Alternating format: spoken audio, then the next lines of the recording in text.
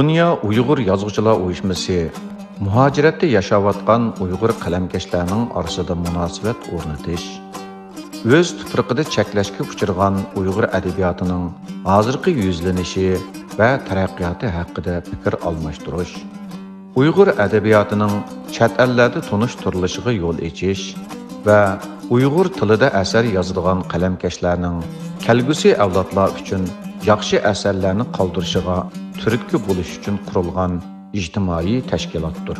Xitoy hukumatining Uyg'urlarga qaratgan irqiy qirg'inchiligi boshlangandan keyin zo'r bir turkum Uyg'ur yozuvchilar, shoirlar, obzorchilar va adabiyot tadqiqotchilari turmalarga tashlandi, lagerlarga solandi.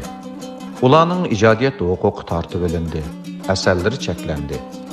Mushundaq ahvolda muhojiratdagi bir turkum Uyg'ur qalamkashlari 2018-yili İstanbulga yig'ilib, Dünya Uyghur Yazıcılar Uyuşmasini qurib chiqdi va bu uyushma 2020-yili Shvetsiyada tizimlatildi. Uyushma qurilgandan keyin 2018-yili İstanbulda tunji navbatlik Uyg'ur she'riyati ilmiy muhokama yig'ini uyushtirdi. Muhojiratdagi bir turkum shoir, yozuvchi va tadqiqotchilar bu yig'inga qatnashib, o'zining Uyg'ur she'riyatiga oid ilmiy maqolalarini o'qidi. 2020-yili Dünya Uyghur Yazıcılar Uyuşmasının hamkorligi bilan Xalqaro qalamkashlar jamiyatining Shvetsiya sho'basi o'zining organ tor jurnalining shu yillik 33-sonini Uyg'urlarga bag'ishladi va uyushmaning bir qism a'zolarining asarlarini e'lon qildi. Orqadilla Dünya Uyghur Yazıcılar Uyuşmasının hamkorligi bilan Xalqaro qalamkashlar jamiyatining Shvetsiya sho'basi turmadagi Uyg'ur yozuvchilari haqida bir doklad tayyorladi. Bu doklad 2020-yili 12-oyning 10-kuni e'lon qilindi.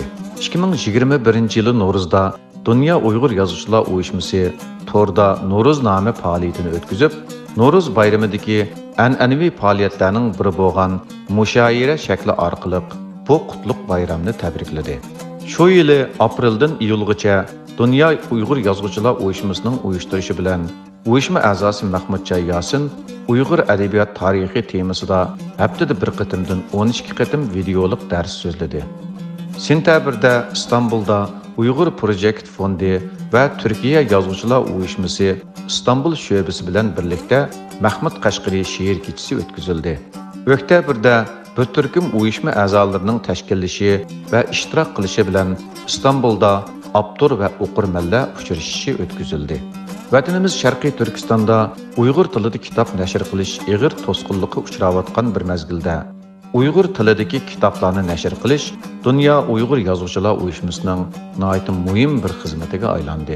2018-yili shoira Fatima Sayyohning Natunish shahar nomli she'rlar to'plami, shoir Abdushukur Muhammadning Onamning aslimillari nomli maqolalar to'plami bilan Sarson tuyg'ular nomli she'rlar to'plami, 2019-yili shoir Mutallib Saydullahning Dengizning aytqanlari nomli she'rlar to'plami va yaponiyalik tadqiqotchi Sekioka Hidoyikoning Muqaddas Nur tarjima qilgan Yaponiyaning 2-dunyo urushi mezgilidagi Sharqiy Turkiston strategiyasi nomli kitobi, 2020-yili yozuvchi Umar Iminning Uyg'ur lager shoirliklarining kechirmishlari bayon qilingan Fani dunyodagi do'zax nomli o'jriklar to'plami, shoira Abida Abbas Nasrinning Turna nomli she'rlar to'plami, muhojiratdagi Uyg'ur shoirlarining Tilsiz qushlar nomli kollektiv she'rlar to'plami, 2021-yili Uyg'ur shoirlarining